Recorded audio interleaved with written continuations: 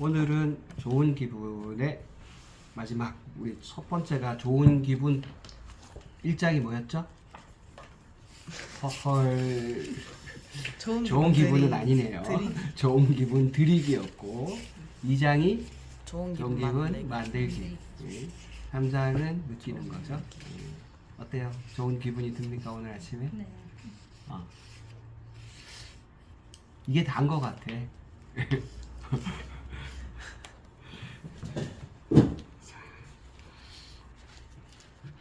좋은 기분. 오늘은 어떻게 느낄지. 좋은 기분이라는 게 그냥 맛있는 거 먹고 좋아하는 사람 보고 그러면 이제 좋은 기분이 생기겠죠. 그렇지 않은 상황에서도 좀 좋은 기분을 느낄 수 있는지. 만약에 맛있는 거 먹고 내가 하고 싶은 대로 하고 모든 일이 내 뜻대로 다 될 때, 그럴 때 좋은 기분이 아니면 또라이겠죠. 그럴 때야 누구나 다 좋지. 근데 좋은 기분을 느끼는 것이 꼭 어떤 조건 때문에만 느끼는 건 아닐 것 같아요. 그래서 오늘은 어떻게 좋은 기분을 느낄 수 있는지 한번 살펴봅시다. 자, 이게 스토리가 여러 개 있는데, 많다. 둘, 넷, 여섯, 여덟. 허헐, 이분. 야, 이거 의도적인데? 막판. 자, 봐보세요. 맨 앞에 그 차례에 보면 좋은 기분 드리기는 4개야. 스토리가. 그 다음에 좋은 기분을 만드는 건 6개야. 좋은 기분 느끼는 건 8개야. 의도적인데, 이거. 그 드리기는 차라리 쉽다. 만들기는 그거보다는 좀 어렵다. 좋은 기분을 느끼는 거는 상당히 그 다양한 일들이 들어간다. 그런 것 같아요. 일단 한번 해봅시다. 그래도 8가지 스토리 중에서 한번 찍어보세요. 저는 첫 번째요. 봉은 첫 번째. 자, 그 다음에 저는 우리 맨 마지막. 우리 서로. 오케이. 그 다음에 아주 약간 통합적으로 한번 보고 있었는데 다 하겠다는 뜻인가요? 우리 통합은 아주 좋아하죠.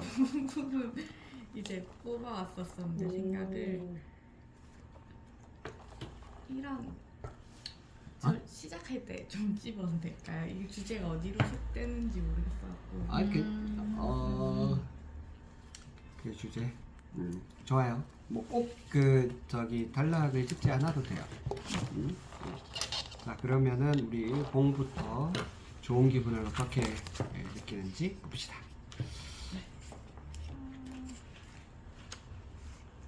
볼까요? 저는 첫 번째 아이디어, 퇴색된 일상에 용기를 내는 일. 저는 요 파트에서 좋은 기분을 느껴야 되는데 반성을 해가지고 반성을 하고 충격을 받고. 그래? 네. 그 이제 여기 읽다 보면 139페이지에 이제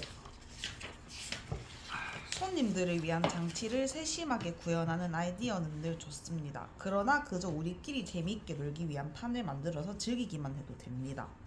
그리고 이제 그 다음 페이지에 기껏 아이디어를 짜놓고 우리가 먼저 즐기지 못하는 무대에는 사람들도 몰입할 수 없습니다. 요 파트 읽고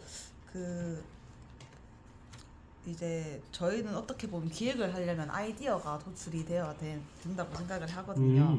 근데 이제 거기에 조금 빗대어서 생각을 해봤어요. 근데 이때까지 저는 이게 아이디어를 내면서 이제 주체가 되는 걸 시청자라는 입장을 생각하고 이제 기획이라든지 아이디어를 냈는데 이게 저를 대입해서 생각한 적은 없었던 것 같아요. 근데 여기서 말하기를 그저 우리 짠 사람들끼리만 즐겁고 재밌어도 괜찮다라는 얘기를 딱 듣자마자 그런 관점을 아예 생각을 못했던 것 같아요. 나는 무조건 이 시청자만 재밌어야 된다. 라는 생각을 조금씩 했었던 것 같아요. 그래서 요 파트 보면서 좀 주체의 관점이 바뀐 거에 대해서 조금 충격을 먹었어요. 충격. 네. 주체가 바뀌었다. 네. 그리고 그 이제 144페이지에 보면은 네, 똑같은 말이긴 한데 이제 아이디어가 자기 자신을 위한 일이라는 것을 다시 한번 기억해 줬으면 합니다. 몇 페이지라고요? 144페이지요. 144페이지. 아이디어는 자기 자신을 위한 것. 네. 아, 여기서 또 2차 충격 받아가지고 그 이제 앞으로의 만약에 이제 아이디어를 도출해 낸다든지 뭔가를 기획하게 된다면은 이 주체의 관점이 바뀔 수도 있다라는 걸 알았기 때문에 거기에 적용해서 한번 다시 생각해 보면은 좀 더 좋은 아이디어가 나올 것 같다는 생각이 조금 들었어요. 맞습니다. 그러면서 이제 그 여기에서 좀 마음에 드는 말이 있는데 마음에 드는 요 장은 아니고요. 요 장 괜찮아요. 어디라도 괜찮아요. 잠시만요. 어디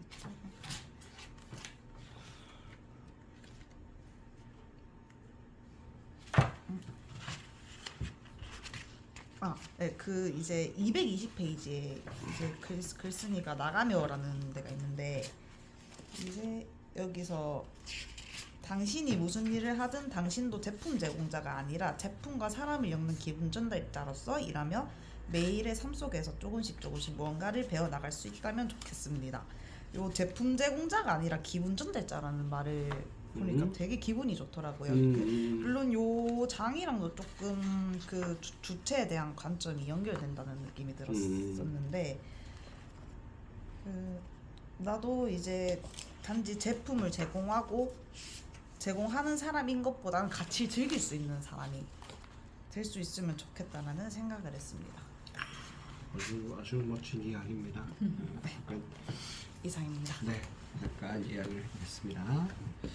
지금 그 기획을 하는 사람 입장에서 내가 만든 컨텐츠를 보는 사람이 어떻게 볼까에 대해서 신경을 쓰다가 내가 이거를 즐겁게 하고 있는가, 내가 봐도 즐거운가, 이렇게 관점이 바뀌었다는 거잖아요. 너무 중요한 포인트고 나로서는 아주 치명적일 수도 있습니다.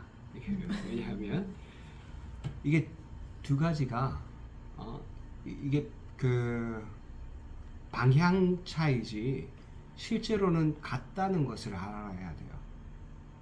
실제로는 같은 얘기예요. 지금 무언가를 만드는 사람이 있고 그거를 만드는 걸 제공받는 사람이 있죠. 이럴 때는 둘이에요. 예를 들어서 환자분이 있어요. 나는 치료를 하는 사람이에요. 난 치료를 주고 저 사람은 치료를 받는 거죠. 그럼 둘이죠. 사람들이 대부분 그 서비스나 제품에 대해서 이렇게 생각합니다. 물론 커피를 팔고 사는 데는 분명히 두 사람이 있어요. 만드는 사람이 있고 받는 사람이 있죠. 그런데 커피는 중간에 거두는 것 뿐이지 실제로는 내가 커피 안에다가 무언가를 담습니다. 특히 의료 서비스는 더 그래요. 내가 어떤 치료를 하죠. 그러면 내가 주사를 정확한 곳에다가 주사를 잘 하는 것도 중요하고 환자의 어떤 몇 번째 척추가 틀어졌는지를 보고 거기를 잘 교정하는 것도 중요해요. 그런데 이 사람이 기분이 안 좋으면 그 치료가 얼마나 효과가 있을까요? 효과가 반의 반으로 줍니다. 반의 반으로. 내가 그 사람하고 기분을 잘 조율하면, 마음이 잘 맞으면 2배, 4배가 됩니다. 어떨 때는 하나는 효과가 전혀 없고 하나는 효과가 아주 좋을 수도 있어요. 근데 이 기분이라는 거를 어떤 사람들은 플라시보라고도 말을 합니다. 그러니까 위약이라는 거죠. 위약. 가짜라는 거예요. 그런데 그거는 잘 모르고 하는 말이에요. 그 플라시보라는 거는 과학적으로 어떤 것의 효과를 검증할 때 반드시 예를 들어서 아스피린이라는 진통제를 주면 이 진통제 준 사람, 안 준 사람 이렇게 비교하지 않아요. 왜냐하면 사람은 아스피린이 아니라 밀가루 약을, 그러니까 아무런 화학 성분으로는 진통 효과를 낼 수 없는 약을 먹어도 진통 효과가 있습니다. 실제로. 자, 아스피린은 10명한테 두통이 있는 10명한테 아스피린을 줬어요. 요새는 두통에다가 아스피린을 잘 안 쓰지만 옛날에는 많이 썼으니까 워낙 오래된 약이기도 하고 10명 두통 있는 사람한테 아스피린을 줬어요. 아스피린의 살리실산이라는 그 유효 성분이 있어요. 그게 진짜로 효과를 나타내는 것은 10명 중에 몇 명일까요? 7명? 자, 아스피린 대신에 똑같이 생긴 밀가루 약을 줬습니다. 10명한테. 몇 명이 진통 효과가 있을까요? 대부분 4명이 효과가 있습니다. 4명. 10명 중에 4명은 밀가루 약만 먹어도 효과가 있어요. 아스피린을 먹으면 몇 명이 효과가 있겠습니까? 9명? 6명이 효과가 있습니다. 자, 다시 한번 물어볼게요. 아스피린이 효과가 좋습니까? 밀가루 약이 효과가 좋습니까? 자, 이거 생각하기 나름이에요. 아스피린이 10명 중에 6명이 들으니까 효과가 좋죠. 그런데 밀가루 약을 먹어도 4명은 효과가 있습니다. 그러면은 밀가루 약, 그러니까 약을 먹었다. 그리고 이 약을 처방한 사람이 정말 믿을 만한 사람이다 라는 그 느낌이 주는 효과가 40%라는 거예요. 10명 중에 4명. 근데 아스피린의 그 살리실산이라는 그 화학 성분이 주는 효과는 10명 중에 2명이죠. 왜냐하면 이 사람은 아스피린 아니고 밀가루 약 먹어도 효과가 10명 중에 4명은 있었을 거니까. 이건 통계 해석하기 나름인데, 그러니까 그 살리실산의 그 효과, 아스피린의 그 화학 성분보다 밀가루 약의 효과가 2배가 더 좋다고 할 수도 있습니다. 대신 밀가루 약은 부작용이 없습니다. 아스피린은 잘못하면 위장관 출혈이 있을 수 있어요. 많이 먹으면. 어느 게 더 좋은 약일까요? 자, 밀가루 약만 팔까요? 자, 그러면 안 되겠지만 우리가 이거 다시 생각해 보는 거예요. 사람은 누군가에게 어떤 기분 때문에 영향을 받는데 그게 위약 효과가 아니라 사실은 뇌과학적인 근거가 있는 말이에요. 우리가 환자를 치료할 때도 눈도 한번 안 마주치고 진단을 하는 사람이 어제도 있었습니다. 어제 이제 60세가 된 이제 요새 60세면 한참이잖아요. 파킨슨 진단을 받았습니다. 대구에 있는 모 대학병원을 가가지고 진단을 받았는데 몇백만 원짜리 검사를 했어. 그래가지고 이제 진단을 받았어. 그런데 의사가 여기 컴퓨터 이렇게 자료 보면서 파킨슨입니다. 끝이야. 이씨, 진짜 용 나와. 이러면 환자가 치료가 되겠습니까? 설사 그 병원에서 아무리 좋은 약을 쓴다 해도 그게 진짜 밀가루보다 못한 그런 일이 아직도 있어요. 그거는 의사가 단단히 착각을 한 거예요. 자기는 정확하게 진단을 하고 좋은 약을 주면 끝난다고 생각하겠지만 사람은 그런 방식으로 낫지 않습니다. 정신 차려야 돼요, 진짜로. 지금 말도 안 되는 일이 계속 일어나고 있지만 의사들 편이 많지 않은 건 이런 이유도 있어요. 의사들한테 한 번씩 이런 그 상처를 받지 않은 사람이 얼마나 되겠어요. 행사도 안 받아주는 그래요. 교수님도 있어요. 그러니까 말이야. 진짜. 화면만 보고 계세요. 그러니까 화면 보고 사람 눈을 안 마주쳐. 마주쳐요, 진짜. 우리가 눈을 마주친다는 건 단순히 그냥 인사를 한다는 게 아니라 이 사람하고 나하고 접속하는 거예요. 접속하는 거. 이렇게 페어링이 돼야, 지금 블루투스도 페어링이 돼야 소리가 나잖아. 물론 오늘 소리가 잘 안 났지만. 그리고 아까 그 봉이가 얘기한 이야기가 옛날에는 내가 저 사람을 어떻게 기분 좋게 할까 이렇게 생각했다면, 그 사람을 기분 좋게 할까 생각했다면, 이제는 나도 어떻게 하면 이런 일을 하면서 기분이 좋을까. 그러니까 나와 저 사람이 다르지 않다는 거라는 거예요. 나도 좋고 저 사람도 좋은 거예요. 저 사람을 기분 좋게 하기 위해서 내가 오만상을 찡그리면서 막 이렇게 하는 거 있잖아요. 특히 의료의 영역에서는 이게 안 됩니다. 물론 힘들 때 있어요. 막 예를 들어서 막 CPR 하면은 막 진짜 막 땀이 진짜 비 오듯이 와요 진짜로 막 딸은 그렇게 나지만 그게 막 그 뭐랄까 막 일하는 사람이 그 사람을 살리려 하는 사람이 뭐 급해서 어쩔 수 없이 그렇게 애를 쓰는 것이지 그게 막 나는 힘들고 저 사람은 좋고 이런 거 아니잖아. 그러니까 컨텐츠를 만들 때도 그렇다고. 그러니까 물론 나만 좋으면 안 되죠. 나는 내가 만든 거 보고 너무 기분이 좋아. 와 이거 완전 대박 재밌는데 다른 사람 옆에 주니까 야 이게 뭐야 뭐 이렇게 이러면 또 곤란하겠지만 나도 좋고 남도 좋은 거예요. 나도 좋고 남도 좋은 거.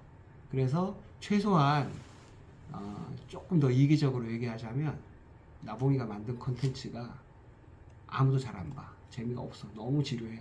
근데 지는 만들면서 엄청 재밌었어. 즐거웠어. 그러면 최소한 일하는 동안 손해는 안 본 거예요.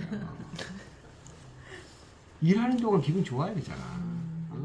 물론 이제 내가 한마디 할 수도 있겠지. 야 이거 아무도 안 보는데? 이렇게 얘기할 수는 있겠지. 그때는 약간 기분이 나쁠 수 있겠지만 만드는 동안 자기가 좋잖아.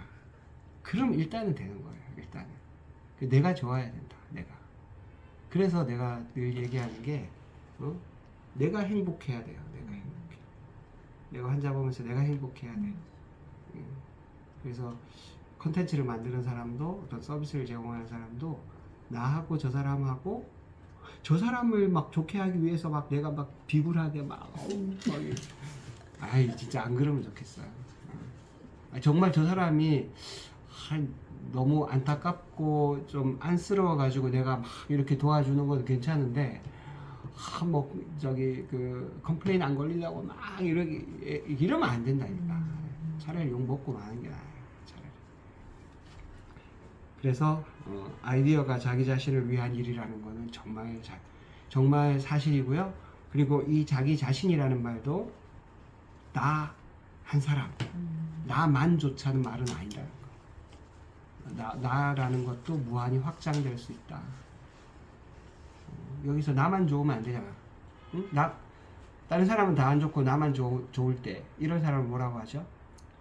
나르시시스트. 나르시시스트. 그렇지. 나르시시스트거나 그거를 이제 전문 용어로는 뭐라고 하죠? 또라이. 그 또라이 맞습니다.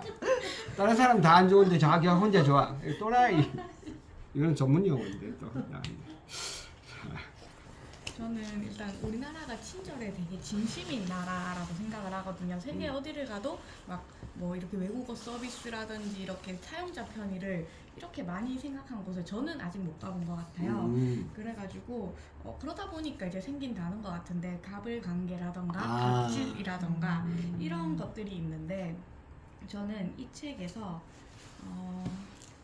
가불관계에서 있는 사람들은 대부분 어떤 서비스가 뭐 좋다던가 만족을 잘 못 느낀다고 생각을 하는데 이 책에서 그 이유를 한번 찾았던 것 같아요. 188페이지에 우리가 아무리 노력해도 손님의 마음이 굳게 닫힌 상태라면 정서적 교감이 오가기 어렵습니다 라는 얘기가 있었는데 이 가불관계에 계신 분들은 그렇다면 왜 마음이 닫혀 있을까? 왜 이걸 받아들이지 못할까에 대해서 생각을 해봤는데 157페이지에 잠시만요. 이렇게 되어 있네. 주변에 욕망하는 것들이 훨씬 많으면은 아무리 많은 것을 가지고 있어도 불행하다라는 이제 단락이 있는데요. 그분들은 나는 이런 취급을 이것보다 더 좋은 취급을 받아야 해. 뭐 이런 욕망 때문에 주변 바로 앞에 사람이 주는 기분을 잘 못 받아들이고 있는 것 같아요. 그래가지고 이제 가불관계에서 이제 좀 만족을 못 느끼는 이유는 이제 결국 이것도 사람이 하는 일이기 때문에 모든 인간관계와 똑같이 동등한 관계에서 서로를 좀 존중할 때 진짜로 마음을 주고받을 수 있는 거고 아무리 좋은 서비스를 받아도 본인이 이렇게 욕망만 가득 차 있으면은 좋은 서비스를 할 수도 받을 수도 없다. 사람과 사람의 관계는 언제나 존중이 좀 기반이 되어야 된다 이런 생각을 했습니다. 그래서 서비스는 한쪽이 어느 쪽을 위해서 희생이나 뭐 일방적인 관계가 아니고 결국에 그냥 우리가 사랑하는 친구, 가족, 연인처럼 그냥 다를 바 없는 평범한 어떤 우리의 교감 행위구나라는 생각을 좀 했습니다. 멋집니다. 저기 스토리를 넘나들면서 잘 정리해 주셨어요. 갑을 관계. 네, 저는 그 210페이지에 보면 음. 그 동료를 챙기는 것은 곧 나를 챙기는 일이기도 합니다. 아. 함께 일하는 이상 우리는 서로가 서로에게 결정적인 사람일 수밖에 없습니다. 이 단락과 또 함께 일하는 동안 소중한 순간들이 눈에 띄게 쌓여갈 겁니다.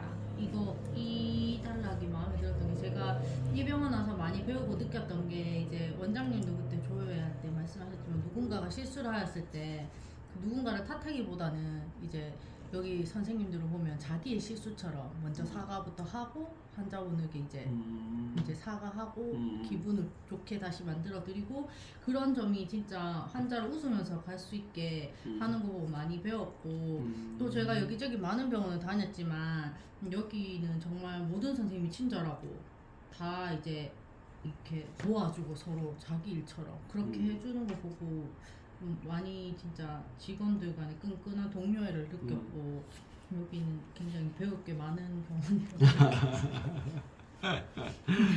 네. 짧게 해갖고 우리가 시간이 남았는데요. 네. 우리 저도 맨 마지막에 우리는 서로에게 결정적인 사람일 수밖에 없습니다. 첫 번째 그 문장에 보면 좋은 기분을 느끼는 일은 동료들과 함께 나누는 경험 속에서 더 깊고 숭고한 의미를 갖습니다. 나는 이 말에 대해서 어떤 일이라도 우리가 그 환자분의 기분을 좋게 해드리는 그 일이 정말 숭고한 의미를 갖는다는 거 여러분도 꼭 기억을 해주면 좋겠습니다. 어떤 주사나 약물이나 이런 게 아니어도 좋은 기분을 이미 만들어 놓은 상태에서 우리가 서로 치료를 하고 또 대화를 하고 그러면 이게 작은 일이 아닙니다. 그냥 뭐 친절, 서비스, 뭐 CS 교육 뭐 이런 수준의 이야기가 아니에요. 한 사람이 한 사람을 대할 때 이렇게 숭고한 마음으로 대한다는 거 이게 얼마나 아름다운 일인지 몰라요. 그래서 저는 뭐 성경에 나오는 것처럼 뭐 무리를 걸어간다거나 몇 조각으로 많은 사람이 먹는다는 거나 이런 것만 기적이 아니라고 생각합니다. 어떤 포유류도 가족이 아닌 이상 서로 다른 포유류를 만났을 때 미소를 짓는 포유류는 없어요. 다 만나면 으르렁거리고 누가 갑인지 을인지 먼저 알아채려고 해요. 왜냐하면 위험하니까. 그런데 유일하게 사피엔스만 서로 다른 부족을 만났을 때도 이렇게 웃을 수 있습니다. 그래서 저는 이 지구에서 가장 큰 기적은 무리로 걸어가는 게 아니고 우리가 서로를 볼 때 웃을 수 있다는 거. 낯선 사람을 처음 봤을 때도 우리가 미소를 지을 수 있다는 거. 저는 이게 사피엔스가 만든 기적이고 지금까지 살아온 이유라고 생각해요. 그래서 오늘도 기분 좋게 네. 안 웃잖아 지금. 자, 오늘도 즐거운 하루가 되시길 바래요. 수고하셨습니다. 네.